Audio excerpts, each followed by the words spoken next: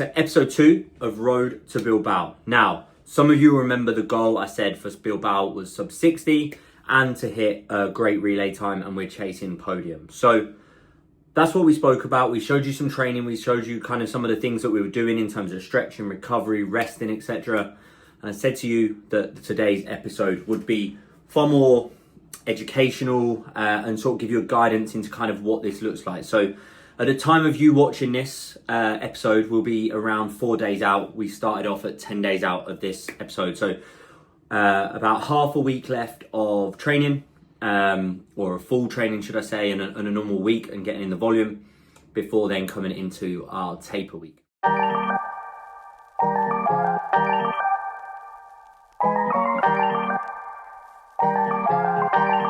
So at this point in time, feeling really positive, really focused, really driven. Lots of good work has gone on, and actually, like probably my best training block since my Ironman. Like very progressive, very promising. Just locked in. Like no, there's not been too much hesitation. There's not been too many issues. I've not kind of fallen into any traps or anything of, you know, we've managed injury quite well. Like obviously we've still got the calf thing. So in a really good spot. Obviously feel in terms of the work that's been done, like if I'm not ready for sub 60 now, then there's just more work to be done, but I can't see how I'm not. But Hyrox is a race, and things go wrong, or courses are different, or perhaps on the day you just don't perform. And it's about being really open and honest and saying, like, if that does happen, then I'm going to be happy and proud to say that I did the work and I didn't pull it off on the race day, and that's fine. So that's where we're at. We did get our MRI results back this week, which highlighted to us that we've got mild Achilles tendonitis and mild plantar fasciitis, which that second one took me by surprise, but possibly linked. And then there's a third one that I can't even dream of pronouncing.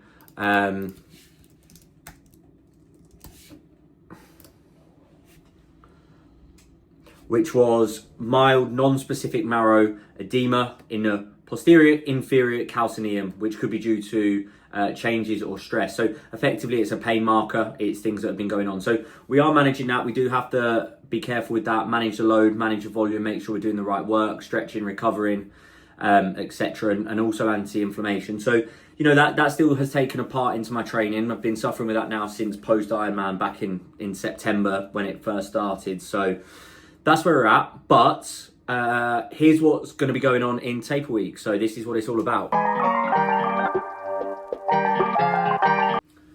So as much as not everyone likes to admit it, Hyrox is a race. And if you're pushing to the absolute capacity and to your level, it's a very demanding race. So whilst it's a fitness race for everyone, people that perhaps are not pushing themselves to the absolute oblivion may feel that some of these strategies or techniques are over the top.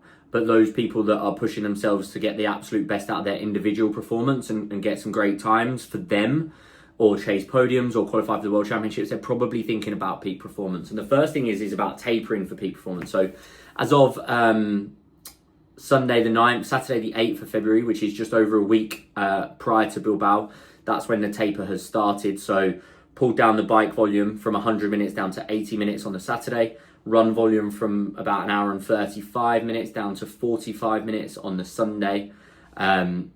Monday, I am into like a conditioning session. So it's all about keeping the intensity up, but the volume down. Tuesday is a rest day. Wednesday is a Hyrox conditioning day. So again, high intensity, but low volume. And then Thursday will be a little bit of a run. So the key through this is focusing on mobility, technique, recovering properly, and making sure that we're not overtraining, but also more importantly, we have to make sure we're avoiding activity and also avoid trying things that are too new. So when you're training, you've been building up this volume, this fitness, you've been trying to chase and pursue and progress and push those boundaries. And then ultimately we have to keep the tools sharp, so to speak. So we still have to train, we still want to keep the intensity, otherwise we may not just be able to call on that on the race day.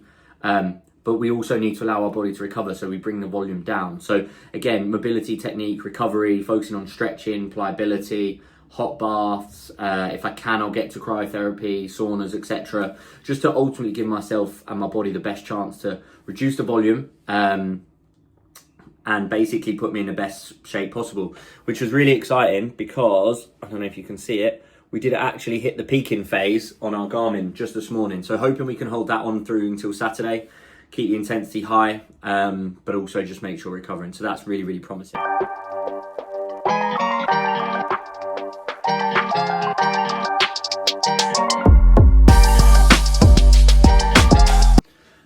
And then in terms of the nutrition, a lot of people talk about carb loading and hydration. Now, the first thing that I find is really important to talk about is hydration. So many people get this wrong. They take it for granted, whether it's hard training, running marathons, fat loss. Hydration is very, very overlooked. So the first thing I do is I start increasing my water from the Monday. So Monday into Saturday. So I'll now be up to 4.5, 5 litres of water daily. And I will also be taking 3 to 4 electrolyte tablets per day in order to make sure that I'm super hydrated, holding potassium, magnesium, etc. to help the body handle the load of muscles. A little visitor for the YouTube as well. And also basically avoid cramping. And then we will start to carb load. So people will carb load at different rates. So I'll pick my carbs up a little bit, circa 50 grams, 100 grams of carbs this week. Monday, Tuesday, Wednesday, and then Thursday and Friday we'll go very, very heavy on the carbs. I suspect we'll be racing pretty much mid-morning, Saturday morning. So I think our race time will be around 10:30. We've not had our start time yet, but they obviously do provisionals. So I will do the bulk of my carb loading of anywhere up to about 400 to 600 grams of carbs Thursday, Friday. And I'll do that 2 days before. I don't want to do it for too long because I don't want to feel bloated and heavy, but primarily I don't want to have to do too much of it in the morning because I need my stomach to feel quite light. So we'll do most of the carb loading on Thursday, Friday, give ourselves a chance to get it out of the system. And then basically I'll always go into the basics on race morning, which will be 2 pots of porridge, Fuel 10K porridge. That'll go down. It will be a tub of electrolytes. It will be a Monster, loads of water, and then a couple of sweets just before a race. And during race day, then I'll take a gel or 2, depending on how the race is going. So that's really important. We need to make sure that across this week, we are increasing fuel. Again, we're trying to help recovery, but we must make sure that our food is balanced. Balance macros, keep your protein steady, manage your fats. You don't want to push it, and you also don't want to be trying foods that are potentially going to cause you gastric distress. You don't want to be struggling, holding diarrhea, bloatedness, blocked up. Keep the same sort of foods that you always eat, but just increase the volume of them so your body's going to handle them well. And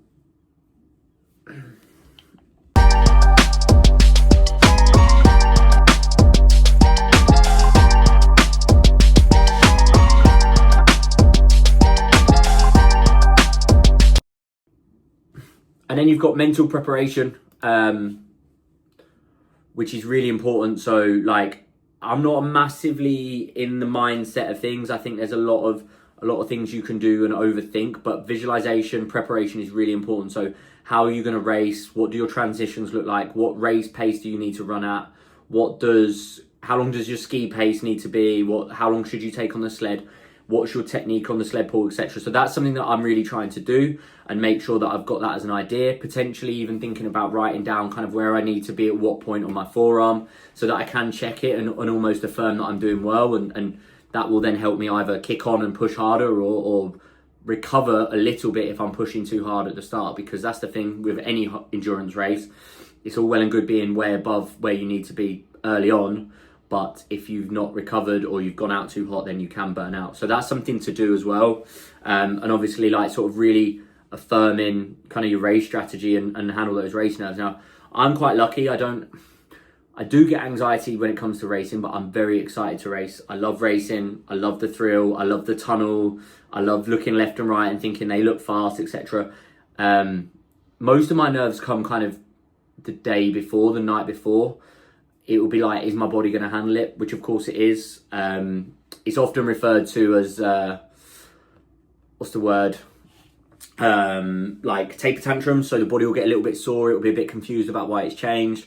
So kind of just trying to manage that, do the things that I need to do, follow the plan to a T, tell myself that I'm going to be ready. And then kind of come the morning, once we go into race day, race event, I'm very excited to get in that tunnel and get racing for sure. And as soon as I've started the first lap and I've got to the skier, everything settles down. So that's very similar for most people. In terms of kind of the reflection and stuff, like,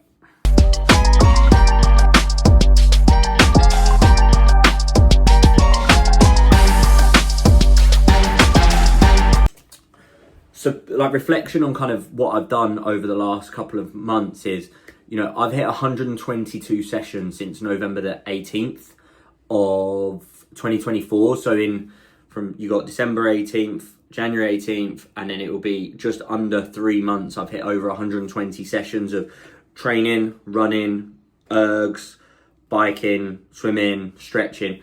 So there's been a lot of barriers in terms of the calf, the MRI scan, the struggling with that kind of prior to that, but to the point where we didn't start running until December the 25th. So first run was Christmas Day since Paris. So it's been a challenging prep, but ultimately it's been well handled, it's been well managed, and I'm really excited to get out onto the floor and really use it. So I'm really looking forward to racing. We've obviously got a great team going out. And overall, just really fucking excited to get onto that plane with a team or to the airport with a team and just go out and enjoy it. So super excited for that.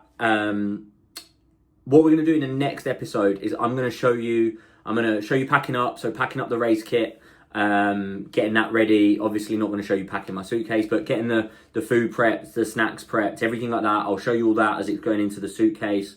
And then we'll sort of try and document a little bit of the journey, not too much because there is a massive team of us, and basically I don't want to be walking around Gatwick Airport with my tripod out getting abused by all my team. But we will show you a little bit of it. We'll catch some of them to share you some of their goals.